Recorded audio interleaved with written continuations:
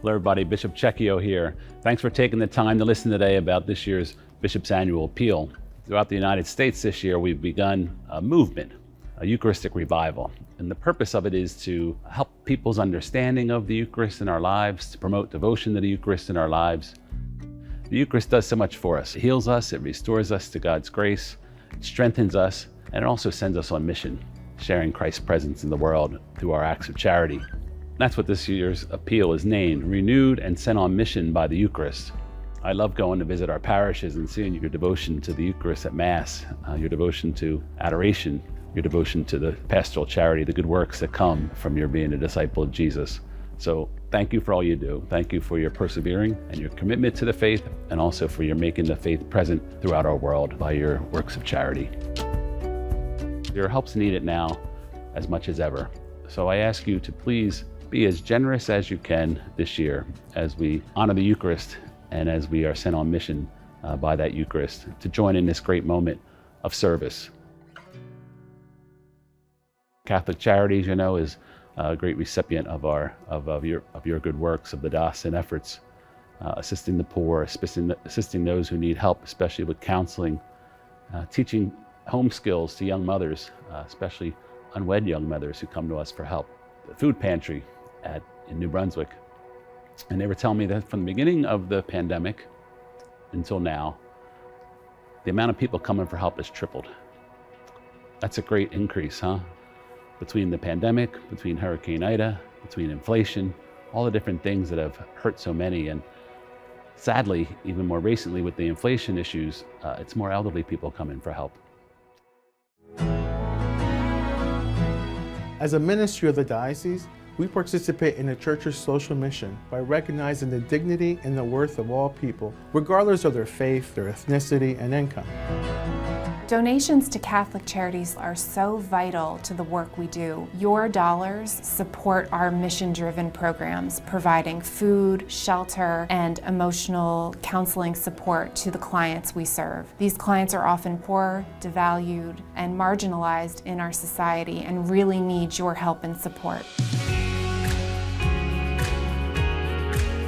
Last year alone, we served over 63,000 individuals throughout all our services. That equates to about 113,000 hours of direct service to clients. More than 15,000 households received bags of food. Just in New Brunswick alone, we gave out over 193,000 pounds of food. We gave almost $600,000 to rental assistance for clients who couldn't afford to rent.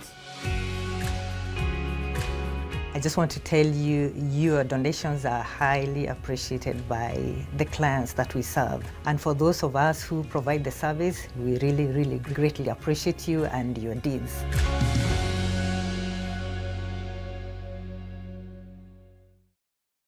The appeal supports our seminarians. You know, we're so blessed with a good number of seminarians. You know, it's nice to have almost 24 seminarians in our diocese. Hopefully soon, through your prayer and efforts, we'll have even more, huh? But I need to pay for these seminarians now. As you know, the formation's quite expensive. Any of you that have sent children or grandchildren to college, you know the expenses are enormous, and healthcare for the seminarians. So I ask you to be generous. It's the most seminarians we've had in 25 years. And also with inflation, it's the highest bill we ever had for seminarians. So please support this effort so we have enough shepherds for our parishes for the future.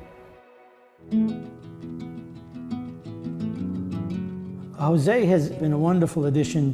He is a joy to have around, and it's nice to see young people in the altar. After college, I was wondering what God had in store for my life. I had a lot of questions. A lot of friends of mine were doing the same thing. And the more I worked with the sick and the dying, the elderly, that's really kind of where I found my calling. And it eventually led me to, I have to start thinking about if God wants me to enter seminary. And so that was actually one of the harder decisions of my life, deciding to give up nursing so that I could work for God in a different way. I feel like he had encouraged me to pray more, especially for vocations for the priesthood, because I used to pray a lot, but now I pray more because of him. It's funny, I left the hospital and went halfway across the world to Italy for studies just for God to bring me all the way back to a hospital bed, which is pretty amazing. So when the bishop had asked me to start working in a hospital again, it kind of felt like a perfect fit. I think it's important to support vocations of priests because it's the new beginning of the church. Because we have so much trouble in the past, and this is like a new beginning. The appeal really allows us to enter into the studies, into the prayer, enter into the relationships, and all the things that are necessary for me to be formed to be a priest without any type of anxiety or worry. Knowing that the people of God are behind us, that they're supporting us, they're praying for us, and they're keeping us every single day in their hearts. And so the appeal is simply an exercise of that love from the people of the diocese.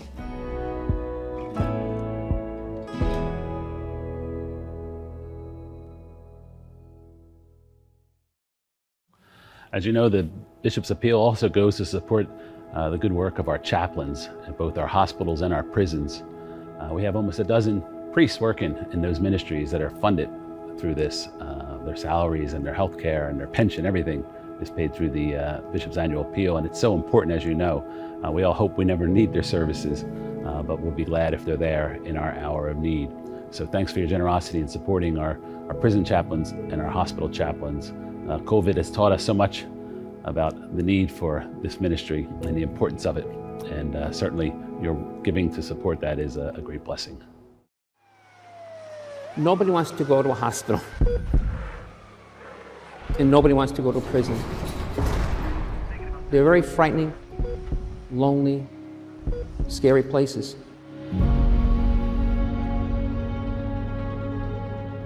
I've had a very exciting, enjoyable, fruitful 35 years of priestly ministry here in hospitals and prisons. I enjoyed my ministry for the first 15 months. I was very effective in it, very pastoral, very caring to people.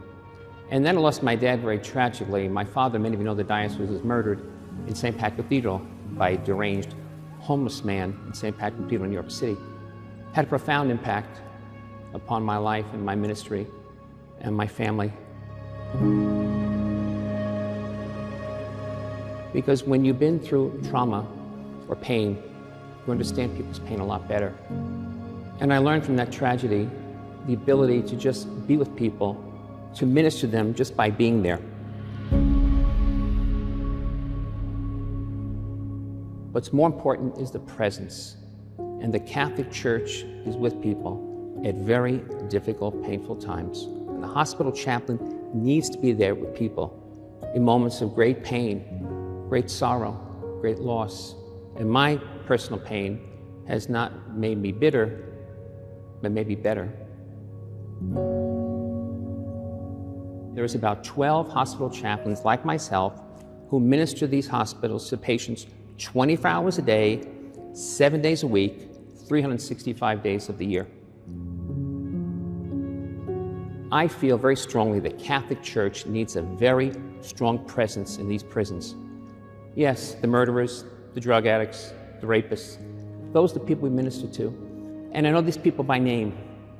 And I truly believe that Christ wants all to be compassionate and caring for these men and women in prison. And I'm honored to say that Father Bob Gorman and I take care of all the prisoners in our diocese as best we can. The money goes where it's supposed to go, to help, to support our hospital ministry, support our prison ministry, and most especially, to help people in pain. Because of Bishop Checchio in this appeal, the Catholic Church is represented in prison ministry. But I'm telling you, in this world we live in today, your gift to the Bishop's Appeal enables us, we priests who are chaplains, who do very important pastoral ministry. The Church is not just the Vatican in Rome, or St. Francis Cathedral in Metuchen, or a chapel here at St. Peter's Hospital. The Church is us, the people of God.